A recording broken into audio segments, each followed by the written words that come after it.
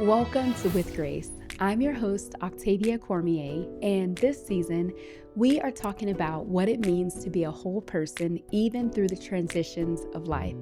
This podcast was created especially for women that want the touch of God's grace on every area of their life. So if you're ready to grow in your faith and become a whole person, this episode, this season is for you. I'm so glad you're here.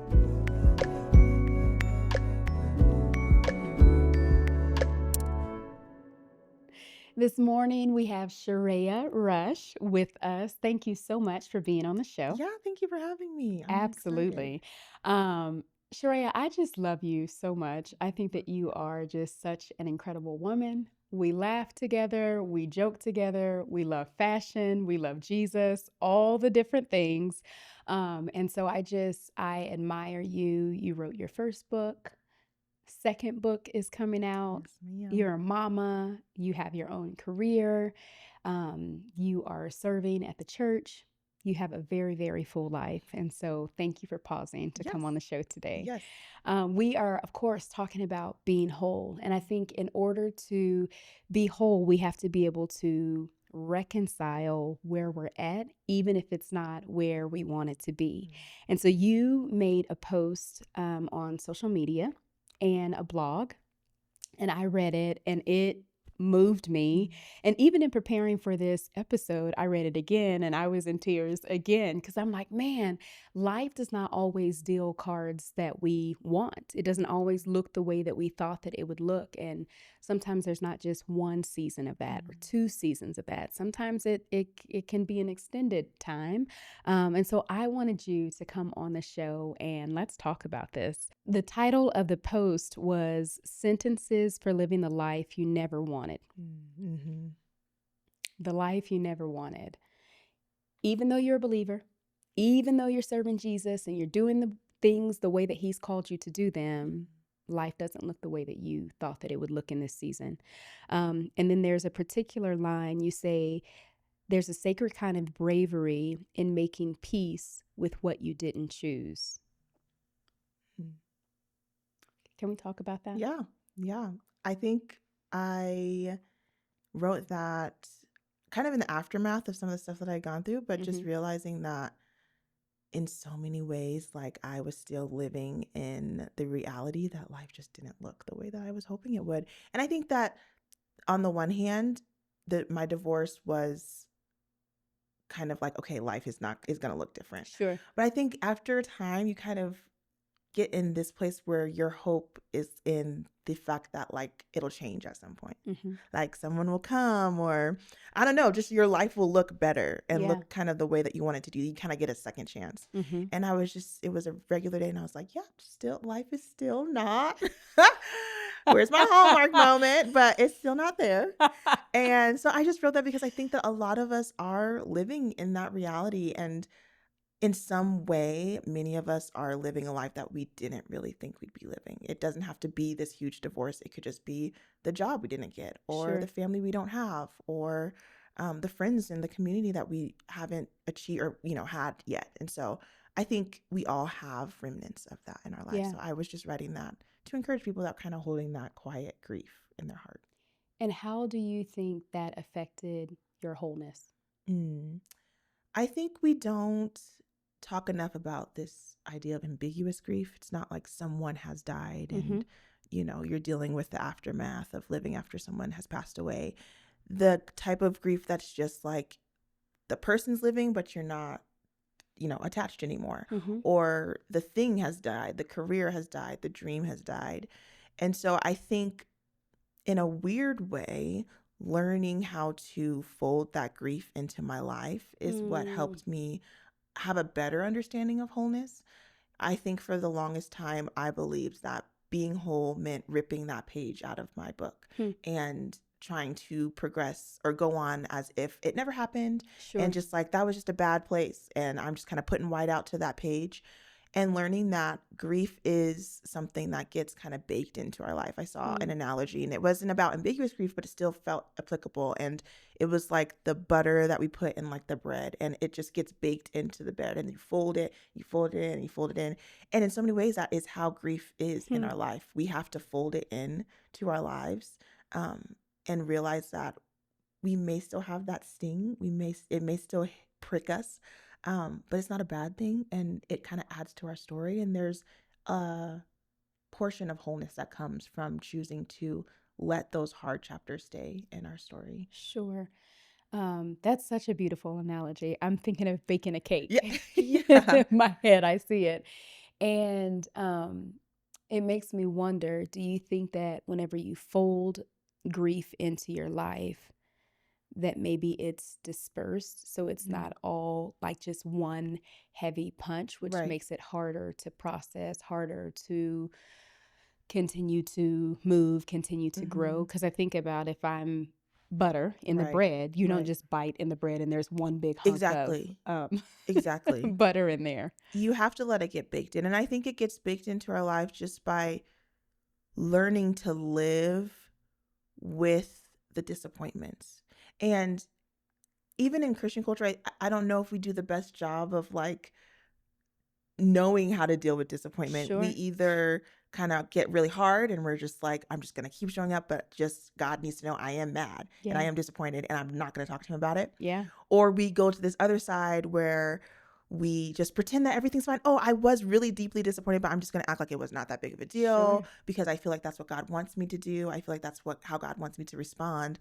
And the truth is that God really wants us to understand that Christianity is not going to save us from our own humanity. Yeah. And in a lot of ways, we want that to happen. So when we encounter a life that we didn't imagine, or we encounter these various forms of grief, it's a process of like, okay, my faith isn't going to save me from these real feelings and these real emotions.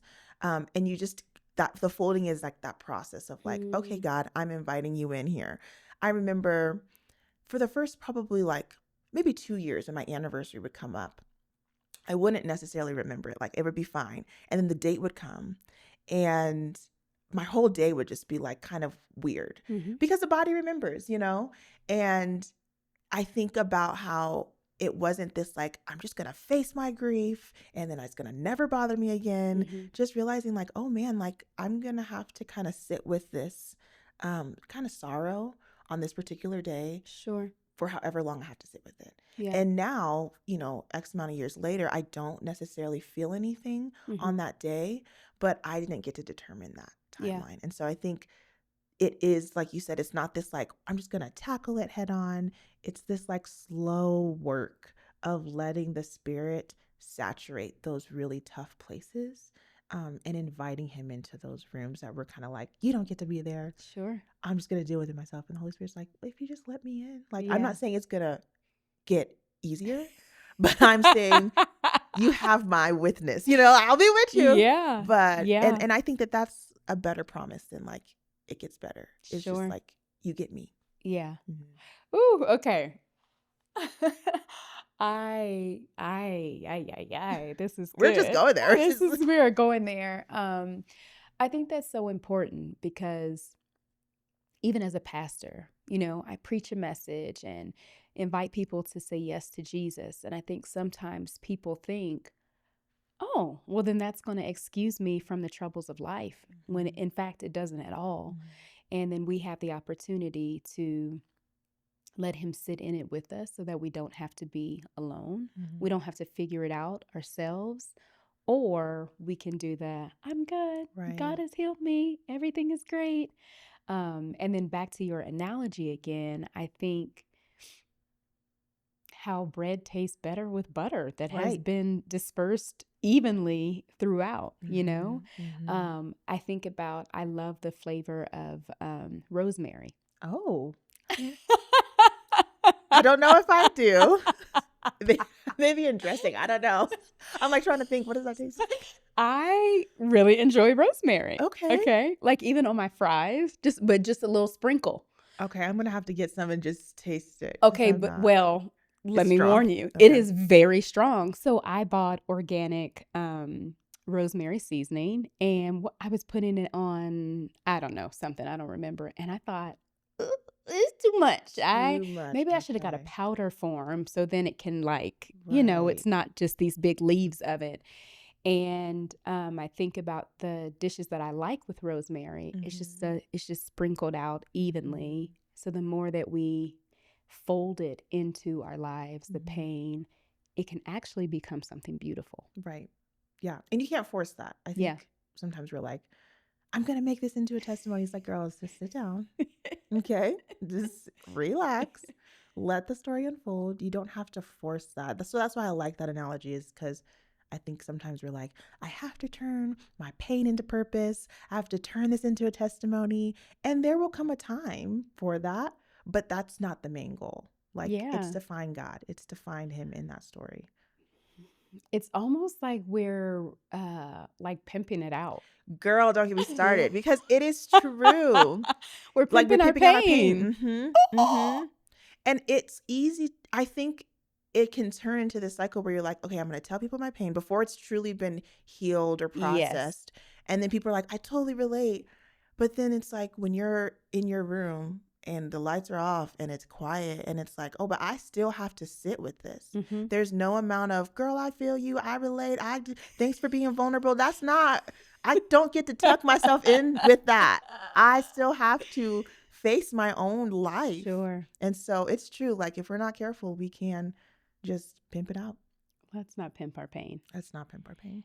And I think whenever we allow the Lord to do something beautiful with our story, eventually, like you're saying, it becomes something beautiful and we don't have to force it. Right. But then also we're not wearing it as a badge of honor, Yeah. as a cape. I'm Yeah. Superwoman Yeah. because I survived divorce, because Right. I'm a single mom. So Right. now I'm, I finished school, whatever those different things Mm-hmm. are. Mm-hmm. Because I think we can twist our testimony Mm. into not bringing glory to God, but Right. saying, look at how amazing I am. That's very true. Mm-hmm. Look at what I got through. Mm-hmm. And you can do it. You can be like me too. Right. And that is true. With just a sprinkle of Jesus in all me. Oh my goodness. Well, let's talk about identity. Yeah. So, how do you maintain your identity when life sucks? When Mm-hmm. you hate the place that you're in, and maybe even you hate what that is doing to you or Mm-hmm. has done to you? How do you maintain a healthy identity in who it is that God has created you to be and not feel like you're less than because maybe your story doesn't look like someone else's? Yeah, that's real. I think that I am still on a journey of maybe understanding what that looks like. But I would say recently it's been kind of addressing how I hear God. I've realized that Okay. I kind of hear God as like, you got to do better. Like, you have to get it together. You have to get your life back on track. And becoming more acquainted with like the tenderness of His voice. Mm-hmm.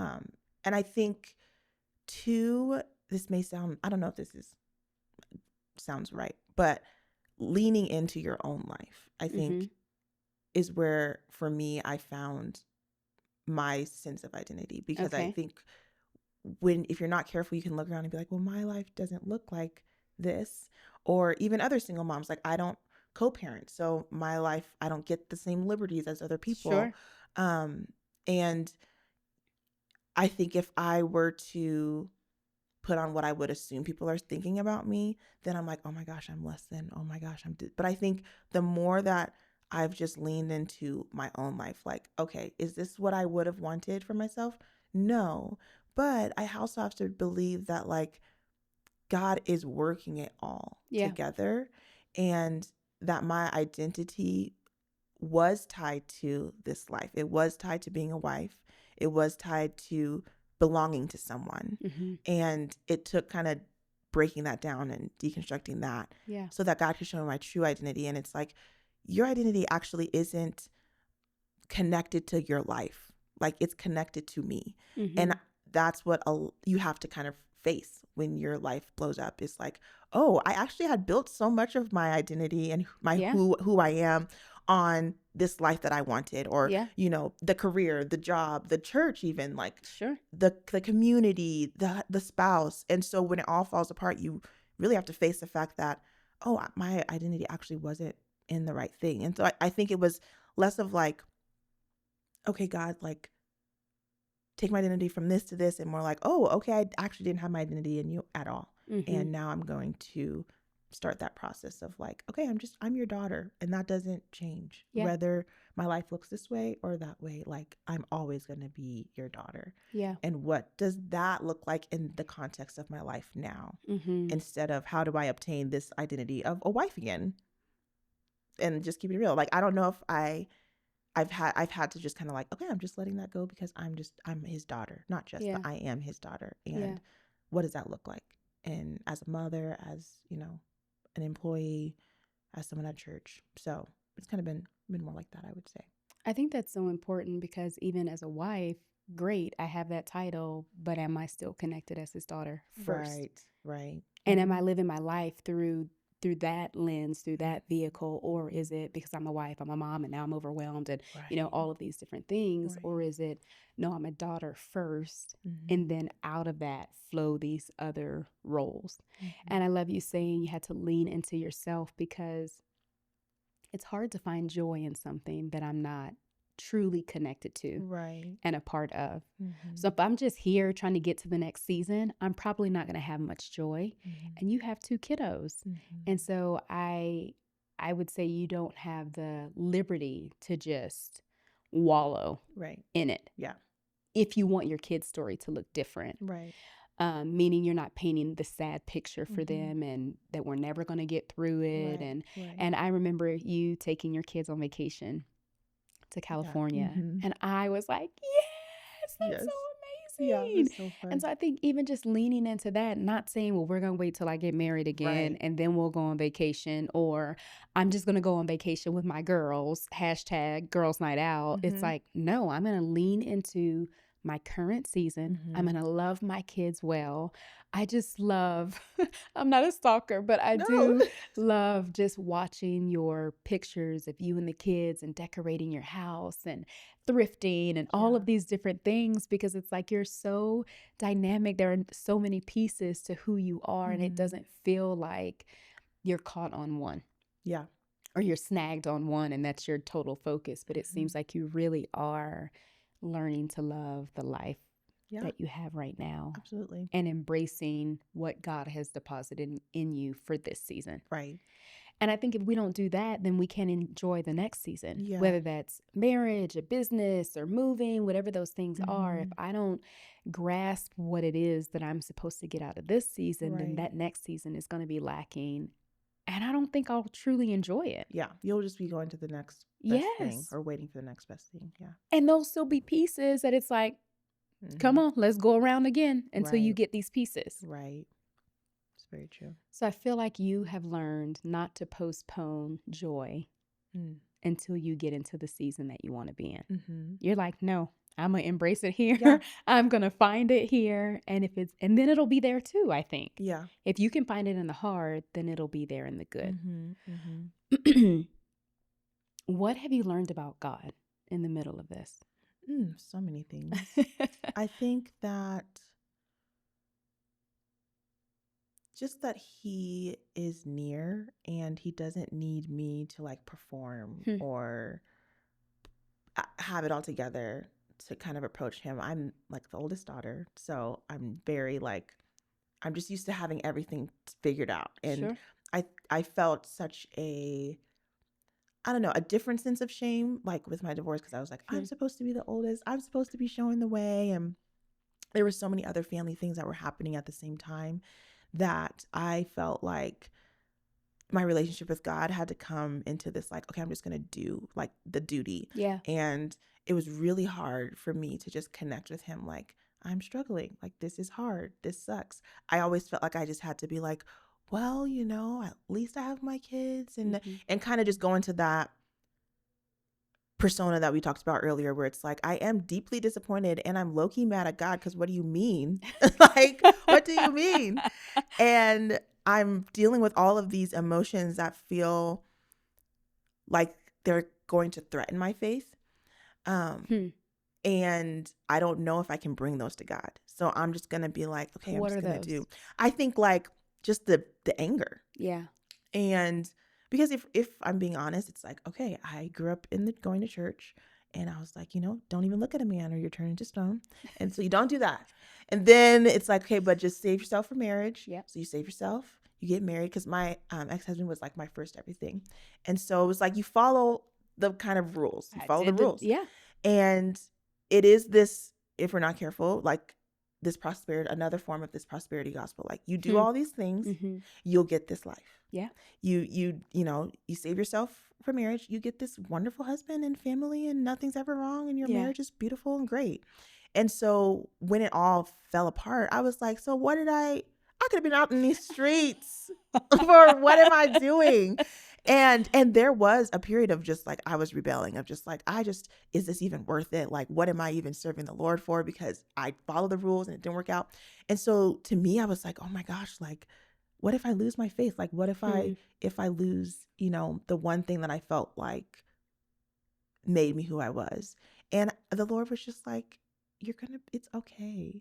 And I'd never felt that freedom to just be honest. Yeah. And I never really knew that side of God's character of just like, hey, like, I'm not going to sit here and act like what you went through wasn't horrible. Yeah. And I think I wanted someone to validate that pain. And so I would sometimes bring it up to people and like, well, he did this and this happened. And I just would want them to be like, he's the worst. And he sucks. And he's a dog. And, all the things. Yeah. And to just kind of like, okay, maybe that'll soothe this pain. And what I really needed was the Lord to just be like, actually, I was there. Yeah. They can say he's a dog, but I was actually there. Yeah. I saw you when you were crying. I saw you when you were washing dishes and you didn't know what to do. Like, I saw you when you were contemplating all of these big decisions. Like, I saw you. I was the only one that could bear witness to those painful moments of your life. And it was just something that was so tender about that. And it felt like, oh, like I can trust him to protect me because he bore witness to things that nobody else saw. Sure. And nobody else will see. And he didn't leave. And he also, I have to trust that like he cannot bear witness to my harm and not make it right. And so I felt like there was a disconnect. Like, oh, he'll see all these things and he's just going to let it happen. He's just going to let me. Yeah. And it's like, it was like the Lord was like, I can't bear witness to your harm and not make it right. Will it be made right the way you want it to? Probably not, because I have my own like roll them over with the car or go back. Like I probably want to do things that are not good, but he will make it right. Yeah. And I can trust that. And I can trust that vindication will be for my good and for his glory. Yeah. And so that's just something that I learned about the Lord, was just like his gaze and what that means and how that actually makes us trust him more. So beautiful. He can handle our pain, our questions, our anger, our disappointment, like our humanity. And in fact, he's the one. Right. He's the one. Truly the only that can handle the full weight of it. And over again. Because your homegirls are like, oh, can you? We get it. We get it. And that's just who we are as people. So it's like he's the only one that can handle it and doesn't grow tired of it. Sure. Like he doesn't get exhausted with us being like, and I'm still mad. He's like, all right, let's talk about it. Yeah. Why are you still mad? Yeah. Yeah. We're one step closer to healing, but that's just beautiful. Just his otherness. Like when we say he's holy, like he's not like man. And I experienced that in that way. So good. For the woman that's listening and feels disoriented by whatever thing has taken her by surprise, what would you say to her? I would say fight for the presence of God. And it's going to look different. I think when you're going through stuff like that, you try to do things that you've done in the past. Yeah. Like, okay, I'm just gonna like get on my face and I'm gonna fast for 5 days. And it's like, you probably like, if we're just being honest. Yeah. You're exhausted. Yes. You're emotionally not doing well. Yep. Mentally, you may be on thin ice. You don't need to fast right now. Yeah. You need to eat. You need to eat. And sleep. Take a nap. You need to sleep, and you need to invite the presence of the Lord Good. into your day, but you have to fight for that because there is an inclination to just, I'm just gonna pick up my phone, I'm gonna go on TikTok until I fall asleep, and then I'll just start over tomorrow. Yeah.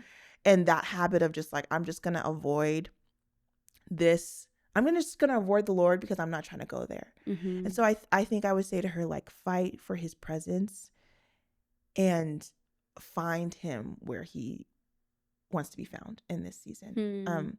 And don't feel like you have to wait, let's back up. Okay. Find him where he wants to be found. Yes. So not where I want to find him. Right. It may not be at church. It may not be at church. It may not be in your Bible study group. It may not be with the people that you with your used to homegirl on find the him phone. with. No. Yes. Yeah. It may be in a different place. It may be in your room and you just sitting there on the edge of your bed. Yeah. Crying for the first time. Yeah. And you just let the Lord, okay, God, please come. Mm-hmm. Find him where he wants to be found, not where you have found him before. Because if you're tired, then you're literally like running on empty. And so I think you just need to be refueled in a new way. So I would say that. And then also I would say, like, this doesn't have to be like a death sentence. Because I think it's easy to be like, oh my gosh, like, this means my calling's changing. This means this is changing. Yeah. Like, let God help you pivot. And sometimes understanding that sometimes that's like the godliest thing we can do is to pivot, is to adjust, is to change course, and let the Lord lead us in that, and not to just put our feet on the ground and be like, well, this is what I want, and this is the life I want, so I'm gonna make it. You can make it work, but at what cost? Yeah. At what cost? Yeah. So, Charaia, this has been so good.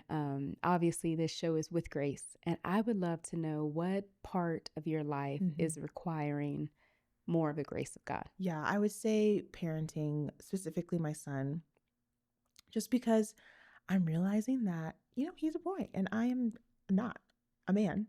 And so just leaning into the grace of God, and not in like the grace that empowers me to suddenly become a man that can like parent my son, but just the grace to keep my eyes open to the men that I can just be like, hey, tap in, like just take them for a weekend, or accepting the help from people that are like, hey, we just want to come around alongside him, or just the grace to like give my son space, ask the right questions. And so I think grace isn't always, it is empowering, but sometimes it's also like enlightening. It opens our eyes to the things that we may not see. And I've just recently been asking the Lord, like, okay, open my eyes to what my son actually needs, not what I think he needs, and not what I want him to need to feel better. Like, what does he really need? Does he just need me to sit with him for 5 minutes and not talk and not ask 1,000 questions? Yeah. Because he's at that age where he's like, girl, stop. I don't want to answer the questions. So it's like, does he just want to walk? Does he just want, and I'm tired. I think that's the thing, is like,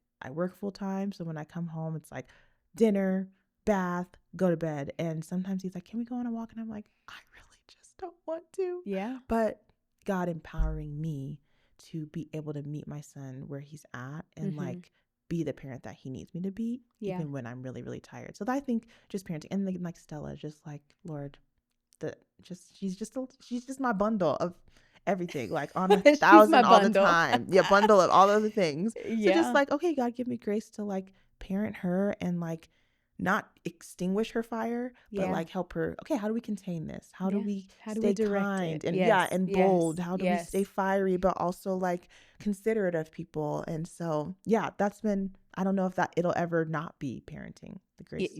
Well, I think mine will always be parenting, because different seasons require different amounts of grace. Absolutely. And I think different types of grace. So that's really good. But the one thing that I love that you're saying is you're pushing your pride to the side of what, as a mom, this is what I feel like you need. This would be very helpful.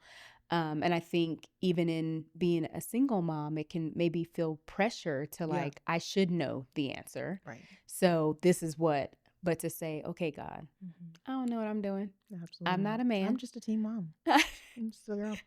And I love that you're inviting other people in, other voices. You know, the saying, it takes a village.